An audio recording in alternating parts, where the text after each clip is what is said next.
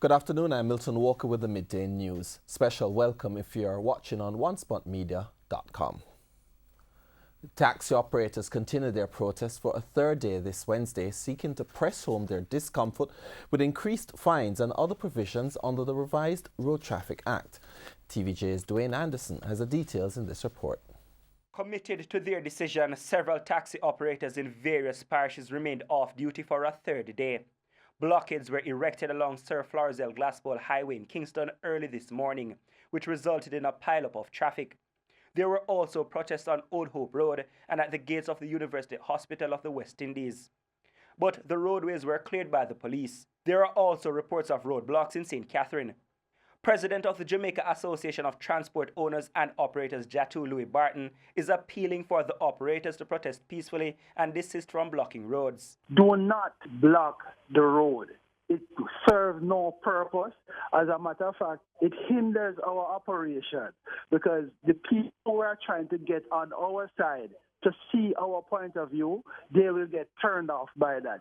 So what you're really doing is acting against your self-interest as taxi operators. I'm appealing, if you're blocking the road now, remove those blockades. Yesterday, the authorities cleared the air regarding the provision, which will make the operators liable for offences committed by drivers of their vehicles. The issue had triggered the work stoppage.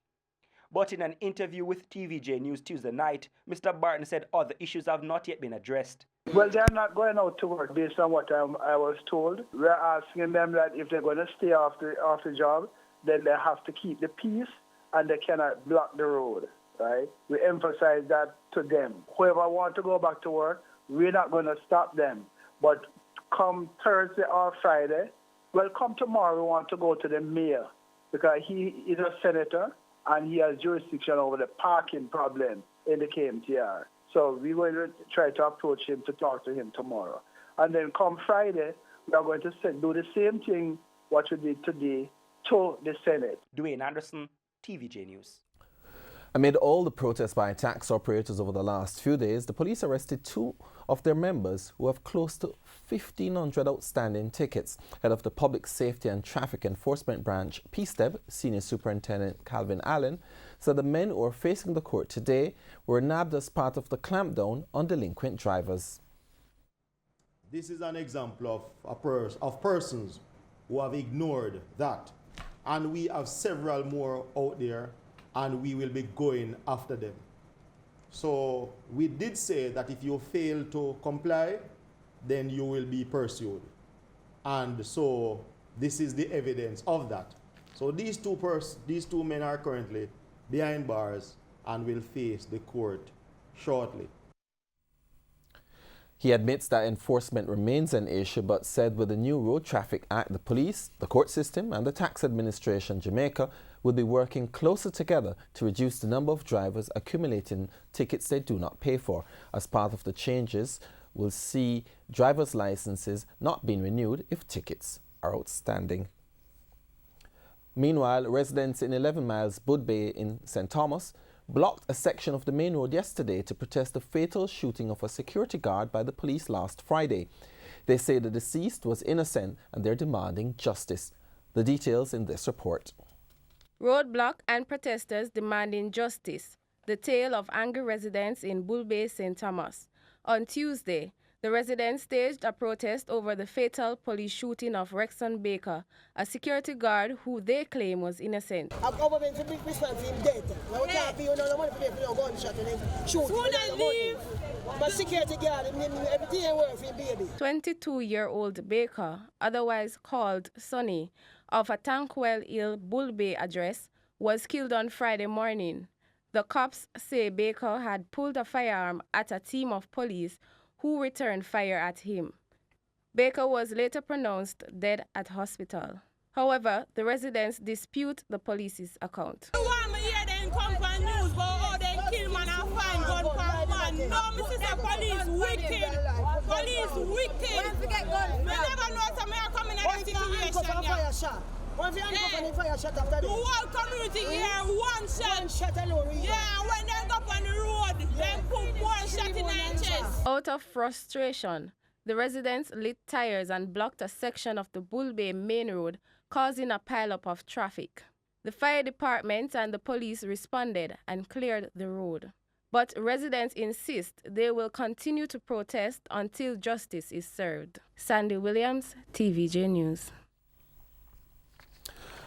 Several business owners and residents of Standfast district in Brownstone St. Anne are crying for attention from their political representatives. The residents say they feel neglected. The residents say for quite some time they had brought several burning issues to the fore, and to date, nothing has been done to address them. The residents say that whenever it rains, the entire community is flooded, leading to impassable roadways. Poor lighting, they say, is another area of concern.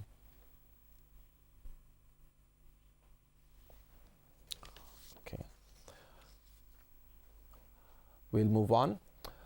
The residents in one St. Anne community are livid this afternoon as a slew of challenges resulted in an 11-room house being burnt to the ground. As we hear in this report, firefighters were forced to watch as the property was consumed by flames.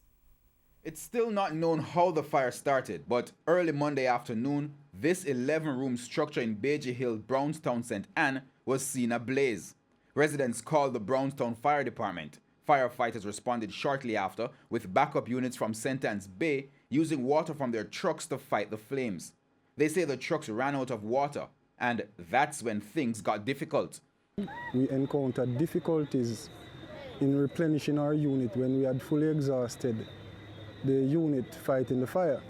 This is because of work that is being done currently in the main part of Brownstone. There's a broken main. The water to the community had been shut off to allow for repairs. We were told that even if the water was turned back on, none would reach the location as the pipe was totally removed and would only lead to flooding in the town. But back to the fire scene. With no water in the main, they tried to use water from a nearby tank to quench the blaze, but that also failed as the pump on the truck stopped working. With all options exhausted, the firefighters, like the residents, could only stand and watch helplessly. One of the occupants of the house, Gloria Sims, says they've lost everything. She has no idea what will be their next move. Well, I just leave everything in the Lord's hand, you know. The Lord will take care of everything. I just leave everything in the Lord's hand. Only Him can do it right now. Only Him know why this happened. So I just leave everything in the Lord's hand right now. Member of Parliament for St. Anne Northwestern, Dayton Campbell, says the situation raises several issues which he believes need urgent attention. What is probably most concerning is the fact that the pump on the fire truck is not working and the fact that there's no water. So they weren't able to be as effective as they could have been. I certainly will be penning a letter when I leave here to the Minister of Local Government in relation to the fire trucks and just the state of readiness that they are in to respond. And also the town of Brownstone, this issue that we're having with the water, it has been going on now for too long. He says he'll be raising them with Local Government Minister Desmond McKenzie. It's understood that the broken main had been there for months, leaving the town without water for that duration. But for now, house and shelter is the main concern for days to come. Dr. Campbell says he will be seeking assistance from the Municipal Corporation as well as the Ministry of Labour. Herman Green, TVJ News. There's a renewed complaint from operators in the Santa Cruz market in St. Elizabeth about the state of the facility. In the aftermath of the shooting at the market on Monday night, this vendor says authorities need to address their concerns or continue to risk more criminal activities. Them could shack going in the market want pull long, man. Too much. What you want? We want tighter security in the market. The fence them. There is no fence when I run the market. Man can't come from nowhere, jump over fence about it. So when I back, there is no fence. The place is uncomfortable. We want to help the market, yeah. Price comes become start out the market. Man, I'm more, man, I got dead in here. I tell you, me working and I see, so I know what I go on. And I see, over the fence there. The man, them just thief people think jump over the fence. 4 men were shot, one fatally in the Santa Cruz market on Monday night. The National Water Commission, the NWC, says it's been experiencing mechanical challenges at their Newell pumping station in St. Elizabeth. This has led to a disruption in domestic water supply to several communities in the parish.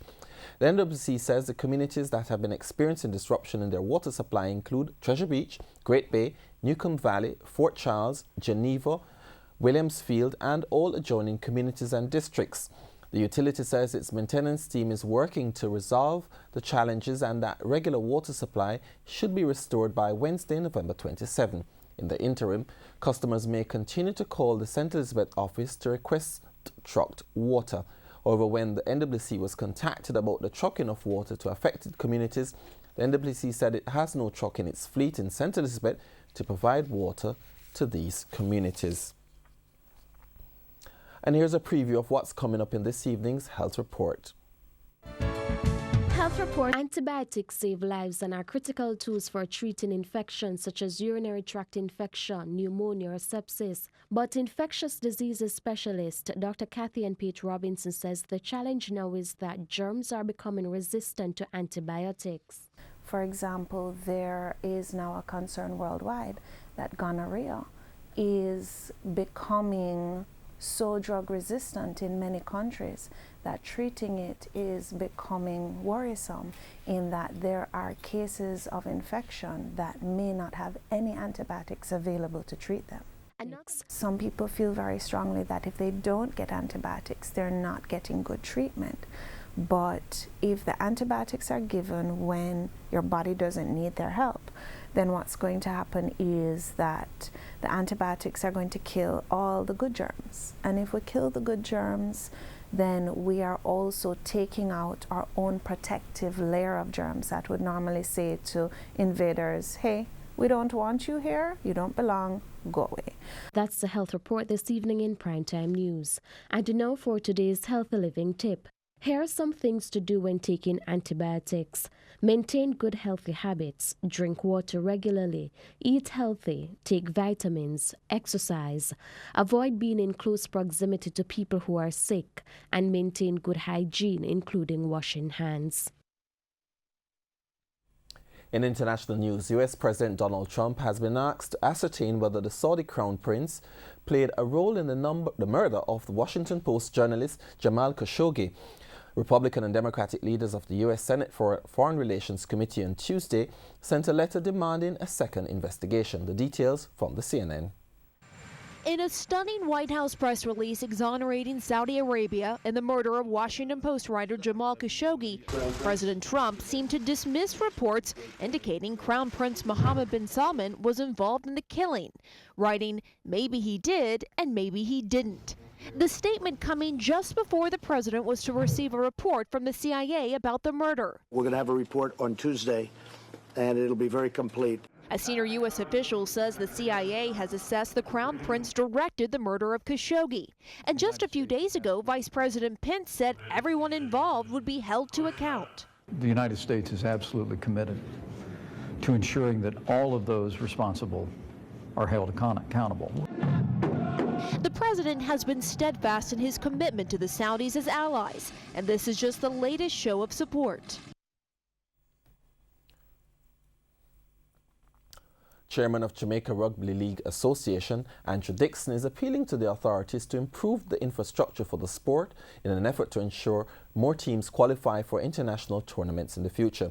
The team returned home with a trophy it won after beating the United States 16-10 in the American Championship. Mr. Dixon returned with the team, made this appeal. It's a big task. Resources are limited.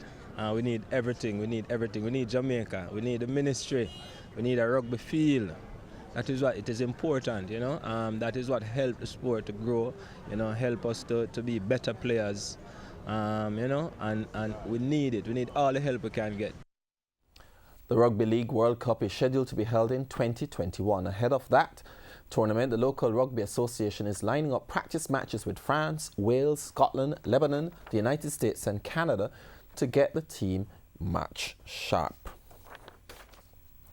And that's the Midday News. I'm Milton Walker. Join us at 7 for Primetime News on behalf of the news, sports and production teams. Good afternoon.